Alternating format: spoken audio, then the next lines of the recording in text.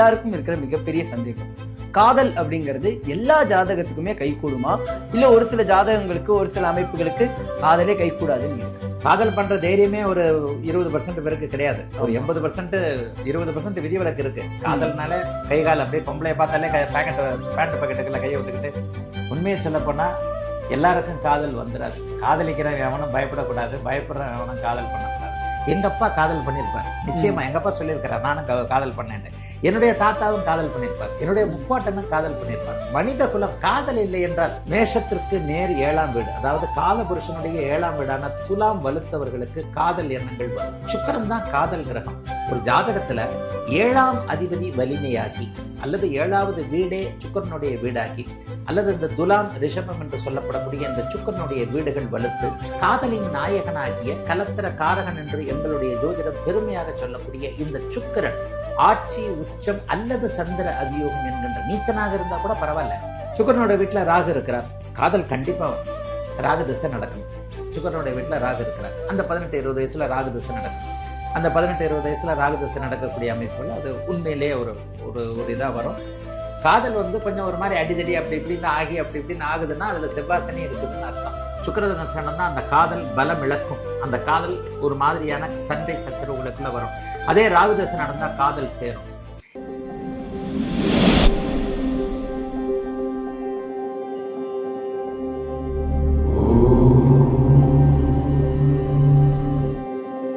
வணக்கம், நீங்க பார்த்துட்டு இருக்கிறது டேக் ஒன் தமிழ். நான் உங்கள் விஜய் பிராணேஷ். அதாவது இன்னைக்கு என் கூட இருக்கிற ஒரு ஸ்பெஷல் கெஸ்ட் பார்த்தீங்கன்னா ஜோதிட கலையரசு ஆதித்ய குருஜி அவர்கள் இருக்காங்க. அவர்கிட்ட நம்ம கிட்ட இருக்கிற சந்தேகங்கள் எல்லாத்தையும் கேட்டு தெரிஞ்சுக்க போறோம். வாங்க பேசலாம். வணக்கம் ஐயா. நல்லா இருப்பீங்க. டேக் ஒன் தமிழ் நேயர்கள் அனைவருக்கும் இனிய நல்வாழ்த்துக்கள். எல்லோரும் நன்றாக இருப்பீர்கள். எல்லாருக்கும் இருக்கிற மிகப்பெரிய சந்தேகம், காதல் அப்படிங்கிறது எல்லா ஜாதகத்துக்குமே கைகூடுமா, இல்ல ஒரு சில ஜாதகங்களுக்கு ஒரு சில அமைப்புகளுக்கு காதலே கைகூடாதுன்னு இருக்கா? எல்லாருமே காதல் பண்றதில்ல. ஒரு இந்தி பாடல் உண்டு, பியார் கர்னே வாலே கவி டர்த்தே நகி அப்படின்னு சொல்லிட்டு ஒரு பாடல் ஆரம்பிக்கும். காதலிக்கிறவன் எவனும் பயப்படக்கூடாது, பயப்படுறவன் எவனும் காதல் பண்ணக்கூடாதுன்ட்டு. ஓகே, அது ஒரு நல்ல வரிகள். உண்மையை சொல்லப்போனால் எல்லாருக்கும் காதல் வந்துடாது. எவ்வளோ பயந்தாங்குழி ஆண்களும் பெண்களும் இருக்கிறாங்க. பெண்கள் இயல்புலேயே பயந்தாங்குழிகள். அம்மா அப்பா தன்னுடைய எதிர்காலம் இதை போல பயப்படுவாங்க.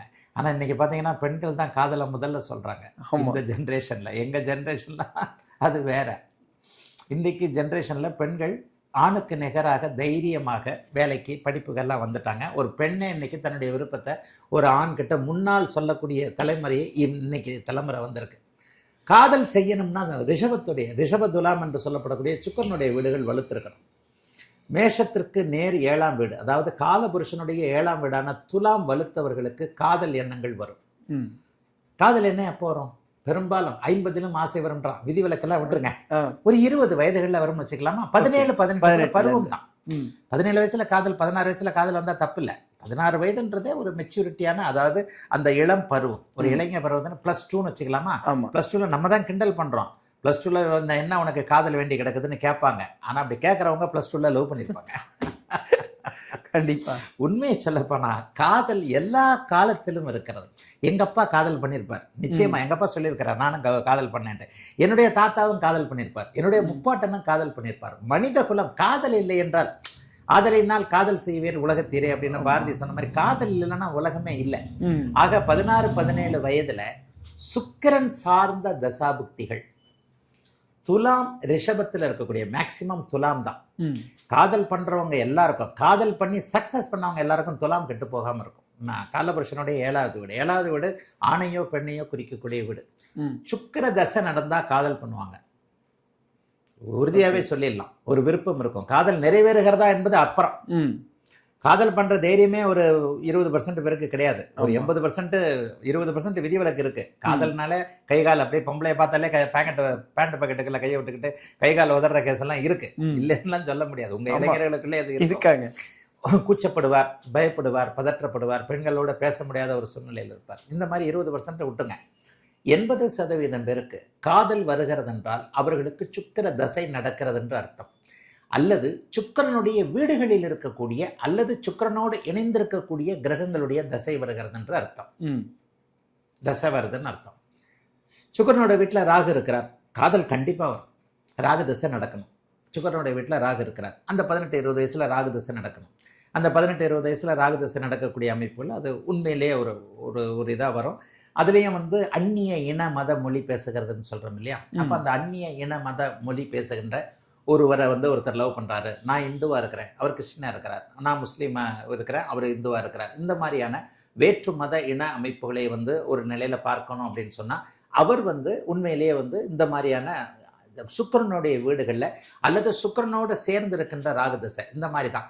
சுக்கிரன் தான் காதல் கிரகம். ஒரு ஜாதகத்தில் 7ஆம் அதிபதி வலிமையாகி அல்லது 7வது வீடே சுக்கிரனுடைய வீடாகி அல்லது இந்த துலாம் ரிஷபம் என்று சொல்லப்படக்கூடிய இந்த சுக்கிரனுடைய வீடுகள் வலுத்து அல்லது காதலின் நாயகனாகிய கலத்திர காரகன் என்று எங்களுடைய ஜோதிடம் பெருமையாக சொல்லக்கூடிய இந்த சுக்கிரன் ஆட்சி உச்சம் அல்லது சந்திர அதியோகம் என்கின்ற நீச்சனாக இருந்தால் கூட பரவாயில்ல. நீச்சனாக சுக்கிரன் நீச்சமாக இருந்தால் காதல் வராதுன்னு சொன்னால் உண்மை கிடையாது. சுக்கிரன் நீச்சமாக இருப்பவன் ஒரே ஒரு பெண்ணை காதல் செய்து அந்த ஒரு பெண்ணோடு மட்டுமே வாழ்வான்.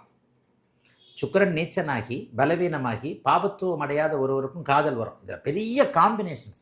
Astrology is the complete combinations. இதில் வந்து நீங்கள் ஒரு விதியில் வந்து சொல்லிடவே முடியாது.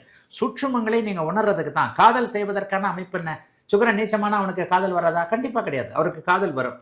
காதல் அப்படிங்கிறது 10 பேர் கூட வரும், 100 பேர் கூட வரும். ஒருத்தர் நினைச்சா 1000 நடிகைகள் இருக்கிறாங்கன்னா 1000 நடிகைகளையும் கனவுலே காதல் பண்ணிக்கிட்டு இருக்கிறவங்க நிறைய பேர் இருக்கிறாங்க. யதார்த்தம் என்பது வேறு. உண்மையிலேயே சுக்கிரன் நீச்சமாக இருக்கிறது, பாபத்துவமாக இல்லாமல் இருக்கிறது. அவர் ஒரு பெண்ணை காதலிப்பார். அந்த ஒரு பெண்ணோடு மட்டும்தான் வாழ்க்கையில அவர் உறவே வச்சிருந்திருப்பார். கிழவனாகிறது வரைக்கும் காதலிச்சேன் ஒரு பெண்ணை, அந்த பெண்ணையை கல்யாணம் பண்ணிக்கிட்டு எனக்கு இந்த பெண்ணை தவிர வேற யாருக்கும் தெரியாதுன்பார். சுக்கிரன் உச்சமாகிறார். அவருக்கு பெண்கள் நிறைய கிடைப்பாங்க. அவர் வந்து 20 பேரை காதலிச்சிருப்பார். ஒரு பெண்ணை லவ் பண்ணியிருப்பார். லவ் பண்ணது இது கல்யாணம் பண்ணியிருப்பார். கல்யாணம் பண்ணதுக்கப்புறமும் காதல் வரும். இந்த மாதிரியான ஆட்கள், சுக்கிரன் வலுத்த ஆட்களுக்கு நிறைய காதல் வரும். யதார்த்தம். நீங்களே வாழ்க்கையில் இந்த மாதிரி நிறைய பார்த்துருப்பீங்க. ஒரு காதலோட நிற்காது. அப்போ சுக்கிரனுடைய தன்மைகளை பொறுத்து தான் இங்கே காதல் தீர்மானிக்கப்படுகிறது. சுக்கிரன் பாபத்துவமாக இருக்கிறார். வித்தியாசமான காதல் வரும். இப்போ கூட பேப்பரில் படிக்கிறோமே, 27 வயது ஆசிரியை 17 வயது மாணவனுடன் ஓட்டம். இதுவும் ஒரு காதல் தான். இதுவும் அதே சுக்கிரன் கொடுக்கக்கூடிய காதல். சுக்கிரனும் சனியும் சேர்ந்தால் கொடுக்கக்கூடிய காதல். 17 வயசு மாணவன் தன்னை விட 10 வயது பெரிய டீச்சரோட ஓடி போயிடுறார். போலீஸ் போக்சோ சட்டத்தில் தேடிக்கிட்டு இருக்கு. இப்போ இதுவும் ஒரு வகையான காதல் தான். நீங்கள் காதல்னு சொன்னீங்கன்னா இது இன்ட்ரெஸ்டிங்கான சப்ஜெக்ட், நம்ம பேசிக்கிட்டே இருக்கலாம். கண்டிப்பாக சார். காதல் என்பதற்கு அடிப்படை அமைப்புகள் 7ஆம் அதிபதியும் 7வது வீடும் சுக்கிரனுடைய வீடுகளான ரிஷபமும் துலாமும். அப்போ இந்த மாதிரி வகை வகையான நியாயமான ஒரு காதல் வருகிறது. ஒரு பருவ பெண் பார்க்கறதுக்கு 2 பேரும் அழகாக இருக்கிறாங்க. பையனுக்கு 25 வயசு, அந்த பொண்ணுக்கு ஒரு 23 வயசு, 2 வயசு வித்தியாசம். 2 பேரும் ஜோடி பொருத்தமாக போகும்போது நமக்கே ஒரு ஆசையாக இருக்கும். நம்முடைய பழைய காலம் திரும்பி வரும். பரவாயில்லப்பா, என்ன அழகாக இருக்கிறாங்க, என்ன ஜோடி பொருத்தமாக இருக்கிறாங்க, இவங்க 2 பேரும் கல்யாணம் பண்ணாங்கன்னா சூப்பராக நல்ல பொருத்தமாக இருக்கும் அப்படின்னு நினைக்கிறோம் இல்லையா? இந்த மாதிரியான அமைப்புகளுக்கு நேர்மையான வகையில் ஆட்சி உச்சமாக சுக்கிரன் இருப்பது, 7ஆம் அதிபதி வலுத்திருப்பது, 7வது வீட்டில் ஏதேனும். ஆனால் இன்னும் ஒன்று, காதல் திருமணம் நடக்கணும்னா 7வது வீட்டில் பாவர்கள் சுபத்துவமாக இருக்கணும். 7வது வீட்டில் குரு இருக்குது, 7வது வீட்டில் சுக்கிரன் இருக்குன்னா தெரிஞ்ச பொண்ணை தான் நீங்கள் அத்தை பொண்ணை மாவை பொண்ணை தான் லவ் பண்ணுவீங்க. அதில் என்ன த்ரில் இருக்க போகுது? அத்தை பொண்ணை மாவை பொண்ணை லவ் பண்ணுறதுல த்ரில்லே இல்லையே. என்னைக்கு இருந்தாலும் அவங்க வந்து உங்கள் சொந்தக்கார முறை பொண்ணு தானே. காதல் வந்து கொஞ்சம் ஒரு மாதிரி அடிதடி அப்படி இப்படின்னு அப்படி இப்படின்னு ஆகுதுன்னா அதில் செவ்வாசனி இருக்குதுன்னு அர்த்தம். 7ல் பாவர்கள் சுபத்துவமாக இருக்கின்ற சூழ்நிலையில், சுக்கிரன் வலுத்திருக்கின்ற சூழ்நிலையில் அந்நிய இன மத மொழி பேசுகின்றவரோட காதல் வந்து அது நடக்கும். இப்போ நான் சொன்ன மாதிரி முறை தவறின காதல், ஒரு முறைகேடான காதலுக்கு பாபத்துவமான சுக்கிரனே காரணமாக இருப்பார். பாபத்துவமான 7ஆம் வீடு காரணமாக இருக்கும். 17 வயசு பையன் 27 வயசு பொண்ணு அப்படிங்கிற மாதிரியான முறை தவறிய காதல்களுக்கு சுக்கிரனும் சனியும் சேர்ந்திருக்கக்கூடிய அமைப்புகள், சுக்கிரனை சனி பார்க்கக்கூடிய அமைப்புகள். எப்போ சுக்கிரனை சனி பார்த்துட்டாரோ, சனி சேர்ந்துட்டாரோ, அந்த இடத்துல ஒரு வித்தியாசம் வந்துடும். அந்த இடத்துல வந்து ஒரு இக்கண்ணா வந்துரும்னு சொல்லுவேன். ராகுவையும் சேர்த்துக்கலாம் அந்த இடத்துல. ஆனால் ராகுவோட ஜோதிடம் வந்து இப்போ தானே சொன்னேன் பயங்கரமான காம்பினேஷன் அப்படின்னு. சுக்கிரனோட ராகு சேர்ந்திருக்கிறார். இந்த இடத்துல ஒரு இக்கண்ணா வரும்னு நான் சொல்கிறேன் இல்லையா? சுக்கிர தசை நடந்தால் இக்கண்ணா வரும். சுக்கிர தசை நடந்தால் அந்த காதல் பலம் இழக்கும். அந்த காதல் ஒரு மாதிரியான சண்டை சச்சரவுகளுக்குள்ளே வரும். அதே ராகு தசை நடந்தால் காதல் சேரும். ஏன்னா கவர்ந்து இழுத்த, அதாவது சேர்ந்த கிரகத்தினுடைய பலனை செய்யக்கூடிய கிரகம் ராகு தான். தலை சுத்தங்க. நீங்கள் அந்த கேள்வியெல்லாம் கேட்டிங்கன்னா இந்த காதல் பற்றின லெக்சர்லேயே ஒரு நாள் முழுக்க முடிஞ்சிடும். ஆக சுக்கிரனால் வரக்கூடிய காதல் அது நிறைவேறுமா நிறைவேறாதா என்பது சுக்கிரன் வந்து எப்படிப்பட்ட தன்மையில் இருக்கிறார், ரிஷப துலாம் என்கின்ற அவருடைய வீடுகள் மற்றும் 7ஆம் வீடு எப்படி இருக்கிறது என்பதை பொறுத்ததுங்க. ரொம்ப நன்றி சார். அதாவது பல விஷயங்கள் உங்ககிட்ட சந்தேகங்களாக கேட்டு தெரிஞ்சுக்கிட்டோம். இந்த ஒரு சந்திப்புக்கு ரொம்ப ரொம்ப நன்றி. வாழ்த்துக்கள். நல்லா இருப்பீங்க.